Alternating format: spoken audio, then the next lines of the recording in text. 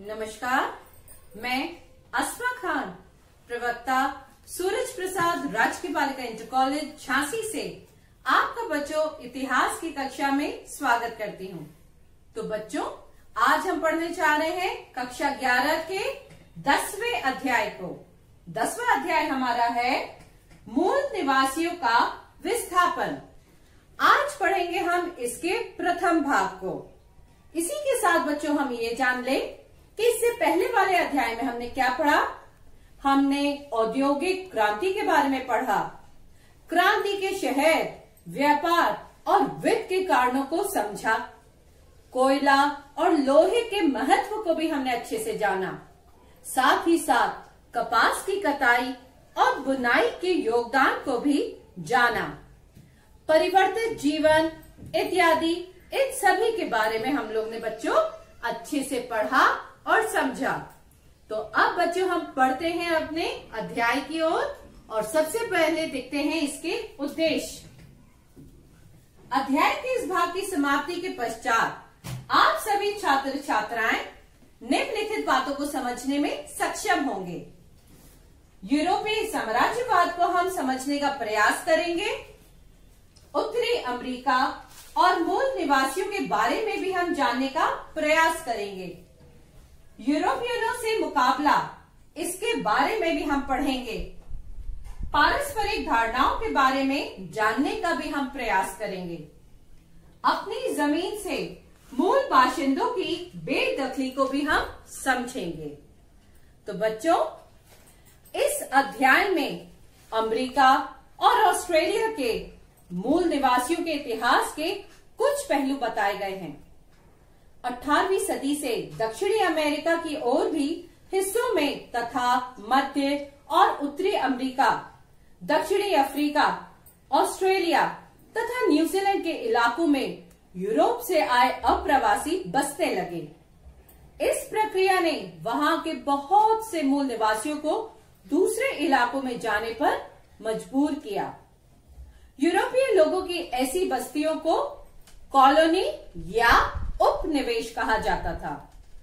अब 20वीं सदी के मध्य तक अमेरिका और ऑस्ट्रेलिया के इतिहास की पाठ्य पुस्तकों में ये बताया जाता था कि किस तरह यूरोप वासियों ने उत्तरी और दक्षिणी अमेरिका तथा ऑस्ट्रेलिया की खोजें की।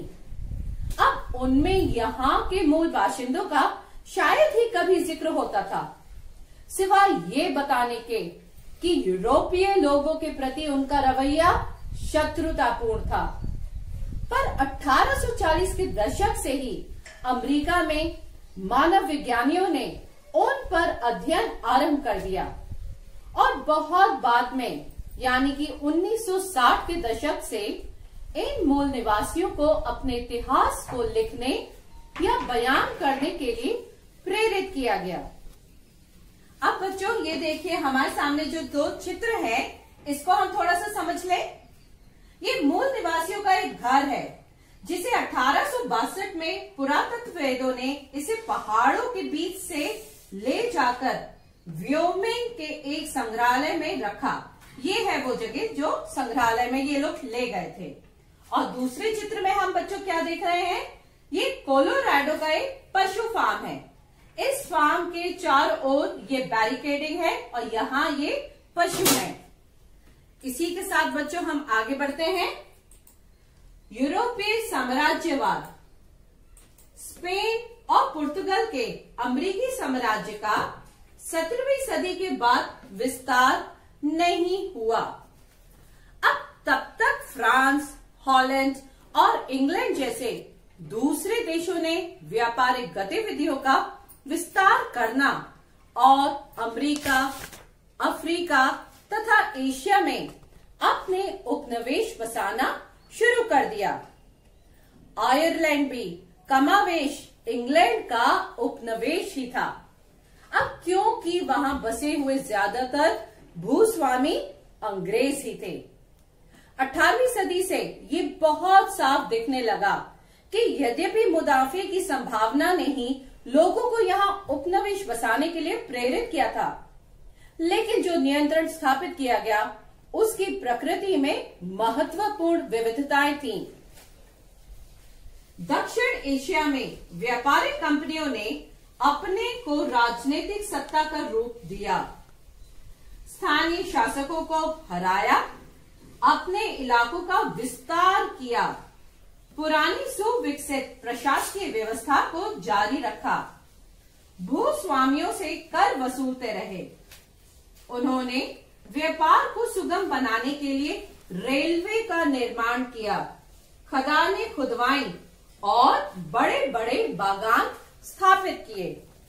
अब बच्चों 19वीं सदी के आखिरी दौर में ही अंदरूनी इलाकों में जाने का साहस कर सके वे, और इसके बाद कुछ यूरोपीय मुल्कों के बीच अपने उपनिवेशों के रूप में अफ्रीका का बंटवारा करने का समझौता भी हुआ।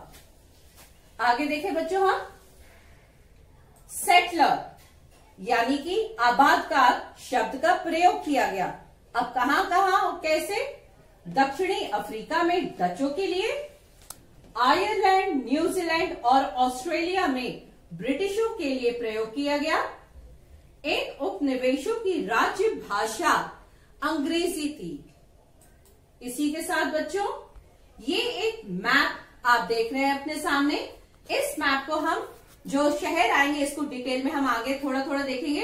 कुछ जगह जो है जैसे कि यह है कनाडा, मेक्सिको शहर, ये सारे इंडियाना शहर, इन सबको लेकर हम आगे बढ़ेंगे बच्चों। अब उत्तरी अमेरिका, ये हम देख रहे हैं बच्चों। उत्तरी अमेरिका का महाद्वीप उत्तर ध्रुवीय वृत्त से लेकर कर्क रेखा तक और प्रशांत महासागर से अटलांटिक महासागर तक फैला हुआ था। ये अभी हमने देखा। पश्चिम में सियरा नेवाडा पर्वत है, पूरब में ग्रेट विस्तृत मैदानी इलाके, ग्रेट विस्तृत झीलें, मिसिसिपी और ओहियो में अप्पालाचिया पर्वतों की घाटियां हैं। कनाडा का 40% इलाका जंगलों से ढका है। कई क्षेत्रों में तेल, गैस और खनिज संसाधन पाए जाते हैं, जिनके चलते संयुक्त राज्य अमेरिका और कनाडा में ढेरों बड़े उद्योग हैं। तो बच्चों अब देखते हैं हम अगली हेडिंग, मूल निवासी। बच्चों उत्तरी अमेरिका के सबसे पहले बाशिंदे 30,000 साल पहले बेरिंग स्ट्रेट्स के आर पार फैले भूमि सेतु के रास्ते एशिया से आए और 10,000 साल पहले आखिरी हिमयुग के दौरान वे दक्षिण की ओर तरफ बढ़ चले। अमेरिका में मिलने वाली सबसे पुरानी मानव कृति एक तीर की नोक 11,000 साल पुरानी है।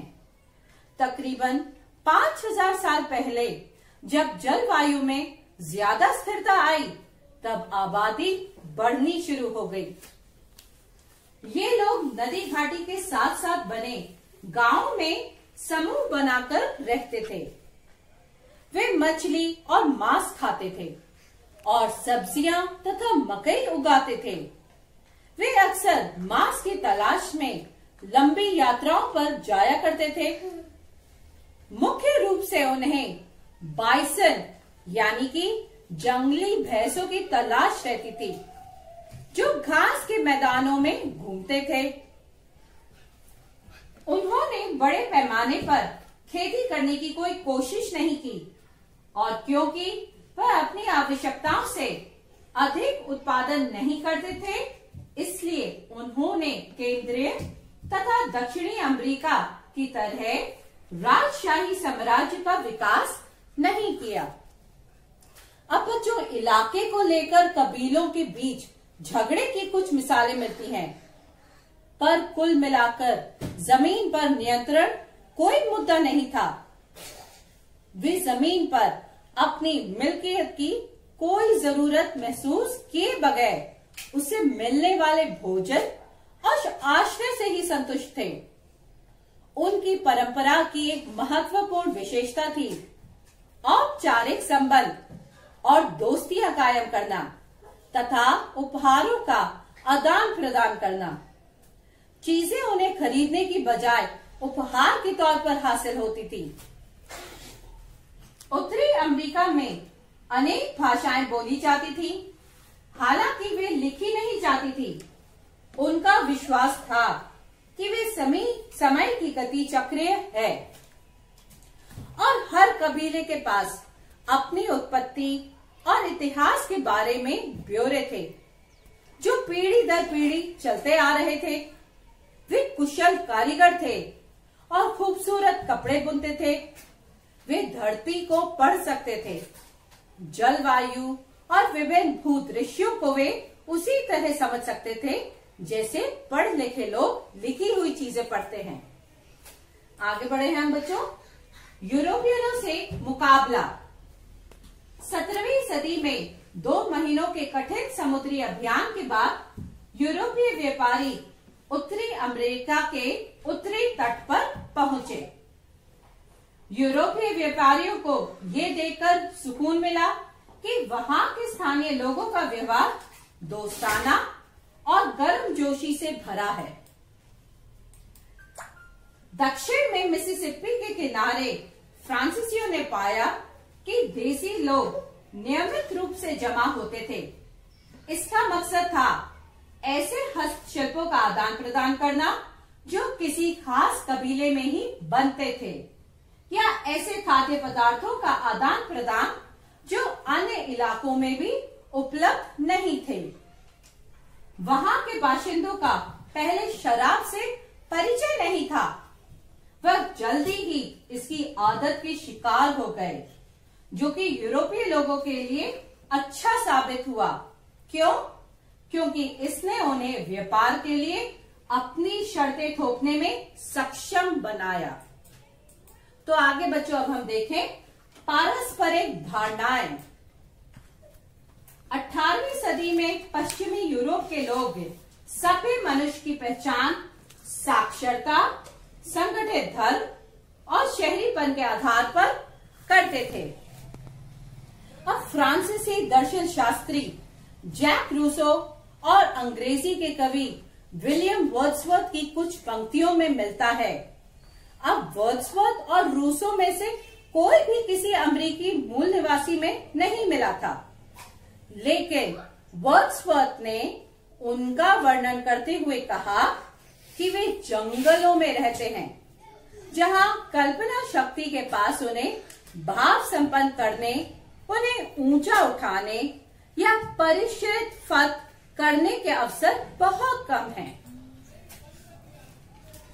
मूल बाशिंदे यूरोपीय लोगों के साथ जिन चीजों का आदान प्रदान करते थे, वे उनके लिए दोस्ती में दिए गए उपहार थे।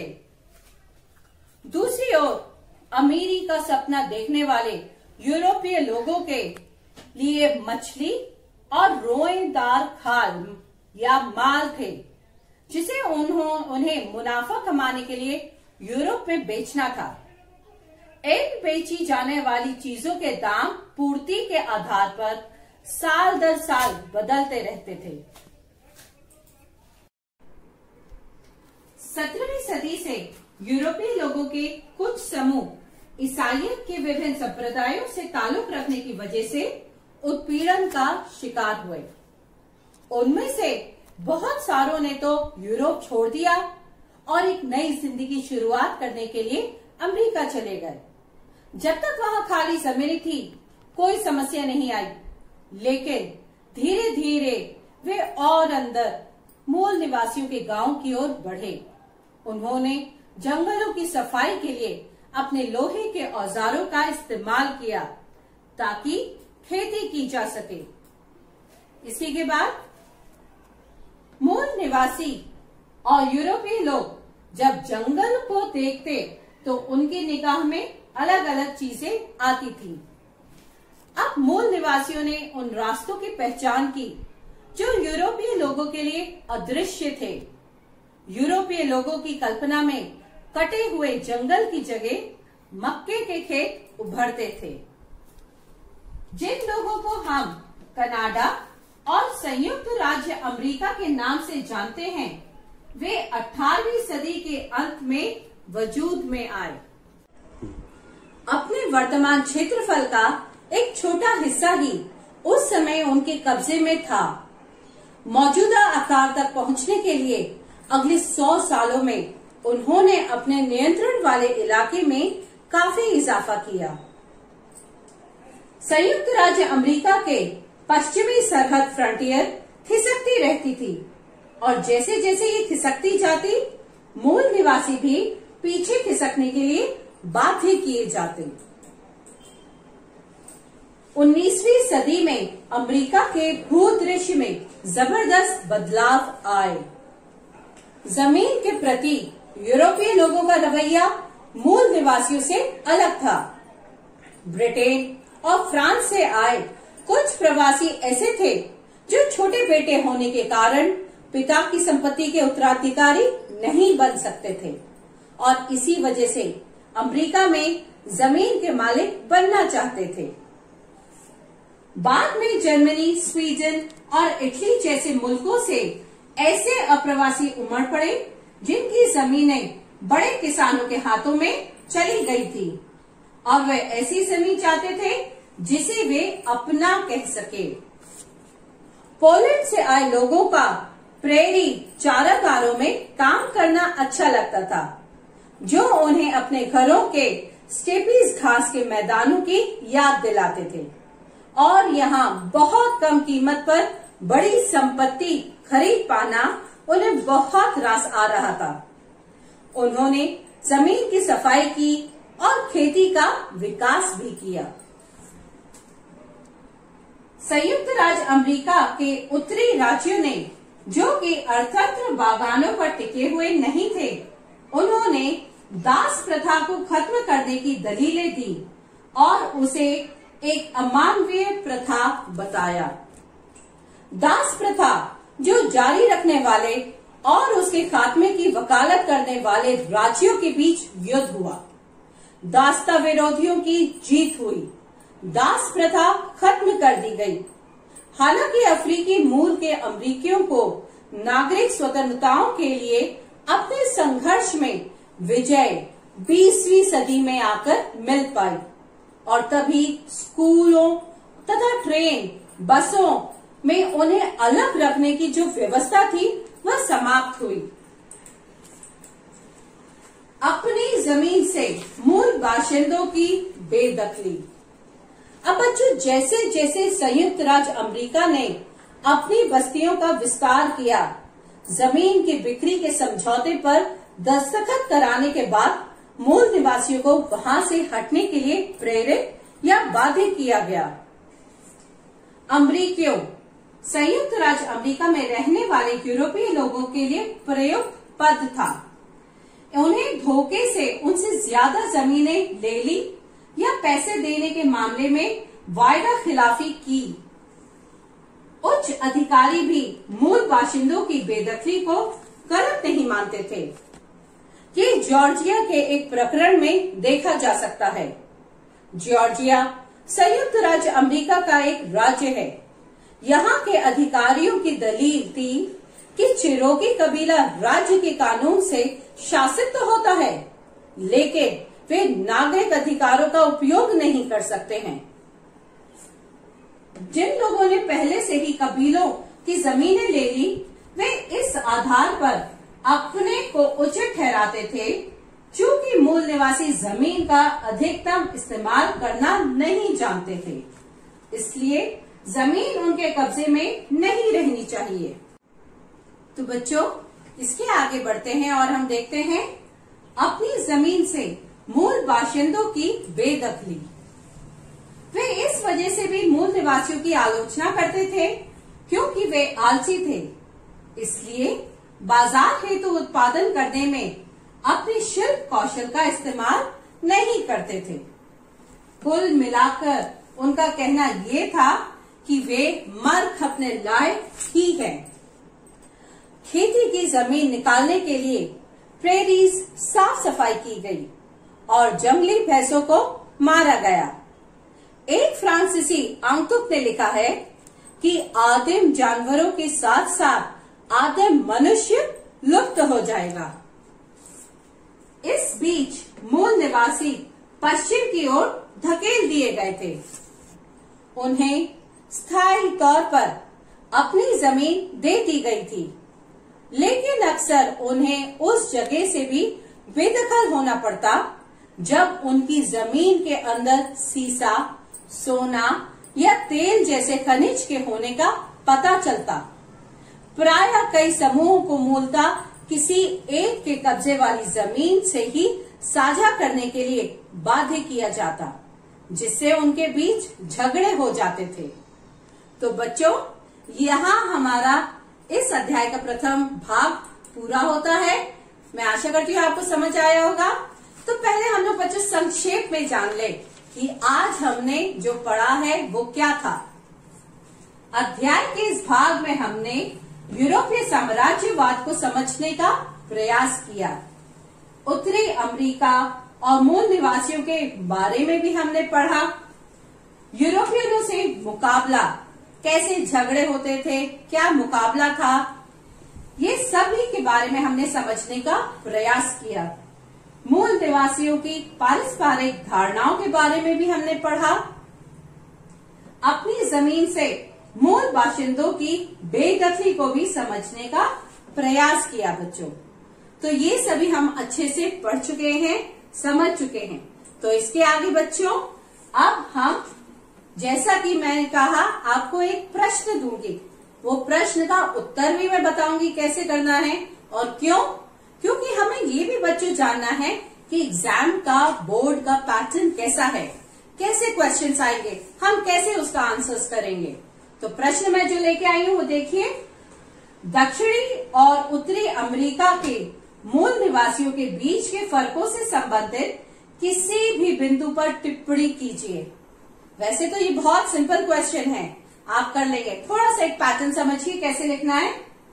उत्तरी अमेरिका के मूल निवासी शिकार करने, मछली पकड़ने व संग्रहण करने में रुचि रखते थे। उन्होंने बड़े पैमाने पर खेती करने की कोशिश कभी नहीं की और न ही अनाज का भंडारण किया। वे जंगली जानवरों जैसे भैंसे आदि की सवारी व शिकार करते थे। इसके विपरीत दक्षिणी अमेरिका के मूल निवासियों की सभ्यता का आधार कृषि थी। मक्का की फसल प्रमुख उपज थी और वे जानवरों का शिकार करते थे, वह मछलियां भी पकड़ते थे। उत्तरी अमेरिका के मूल निवासियों ने बड़े पैमाने पर खेती नहीं की और इसलिए वे अधिशेष अनाज का उत्पादन नहीं करते थे। अतः वहां पर केंद्रीय और दक्षिणी अमेरिका की भांति राजशाही साम्राज्य का उदय नहीं हुआ, जबकि दक्षिणी अमेरिका में अनेक विशाल साम्राज्य थे, जैसे माया, एज़टेक व इंका साम्राज्य। वहां पर भूमि के स्वामित्व को लेकर झगड़े नहीं होते थे। इसके अतिरिक्त औपचारिक संबंध बनाना और उपहार देना व लेना प्रचलन में था। अतः मित्रता स्थापित करना और उपहारों का आदान प्रदान करना उनकी परंपरा में रची बसी थी। तो बच्चों, ये चीज हम समझ गए हैं कि क्वेश्चन का आंसर कैसे आपको लिखना है। इसी के तरीके से मैं कुछ और प्रश्न आपको दे रही हूँ, क्योंकि हमें पढ़ाई के साथ साथ कुछ होमवर्क भी करना जरूरी है।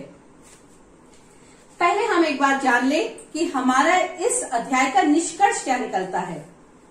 अध्याय के इस भाग से ये निष्कर्ष निकलता है कि किस तरह 18वीं सदी से दक्षिणी अमेरिका के और भी हिस्सों में तथा मध्य उत्तरी अमेरिका, दक्षिण अफ्रीका, ऑस्ट्रेलिया तथा न्यूजीलैंड के इलाकों में यूरोप से आए अप्रवासी बसने लगे। इस प्रक्रिया ने वहां के बहुत से मूल निवासियों को दूसरे इलाकों में जाने पर मजबूर किया।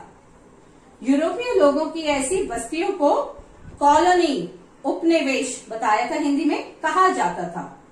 जब यूरोप से आए इन उपनिवेशों के बाशिंदे यूरोपीय मातृदेश से स्वतंत्र हो गए तो उन्हें राज्य या देश का दर्जा हासिल हो गया।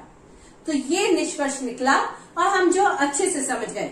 अब वैसे ही होमवर्क भी हम अच्छे से करेंगे बच्चों, सब चीज पढ़ेंगे और याद भी करेंगे। तो पहला तो होमवर्क वही है कि आपको पूरे अध्याय को समझ के उसके इंपॉर्टेंट पॉइंट्स आप लिखिएगा, और साथ ही एक प्रश्न तो वही जिसका आंसर मैंने आपको बता दिया है। दक्षिणी और उत्तरी अमेरिका के मूल निवासियों के बीच के फर्कों से संबंधित किसी भी बिंदु पर टिप्पणी कीजिए। एक तो ये, और बाकी और जो क्वेश्चंस हैं नोट करिए। आप 19वीं सदी के संयुक्त राज्य अमेरिका में अंग्रेज के अतिरिक्त अंग्रेजों के आर्थिक और सामाजिक जीवन की कौन सी विशेषताएं देखते हैं? और कुछ प्रश्न हैं, जैसा अमेरिकियों के लिए फ्रंटियर के क्या मायने थे? और लास्ट एक और नोट करिए, मूल निवासियों की पारस्परिक धारणाओं को स्पष्ट कीजिए। तो ये हैं वो क्वेश्चंस जो आपको करने हैं बच्चों, और साथ ही पूरे अध्याय को, इस भाग को आप याद कर लीजिएगा। तो अब हम आगे आने वाले भाग में क्या पढ़ेंगे बच्चों, इसको भी हम थोड़ा सा जान ले, तो आप एक थोड़ा सा हल्का सा उस चैप्टर पर पढ़ के आइएगा। हम आगे आने वाले भाग में गोल्ड रश और उद्योगों की वृद्धि एवं वहां के संवैधानिक अधिकारों के बारे में पढ़ेंगे। साथ साथ इसमें आई बदलाव की लहर को भी हम जानने का प्रयास करेंगे। उत्तरी और दक्षिण अमेरिका की तरह ही ऑस्ट्रेलिया में आए बदलाव की लहर को भी बच्चों हम समझने का प्रयास करेंगे। तो मैं आशा करती हूँ बच्चों आज का ये भाग आपको अच्छे से समझ आ गया हो, और कल आप तैयार होके फिर से आइएगा। तब तक के लिए नमस्कार, थैंक यू।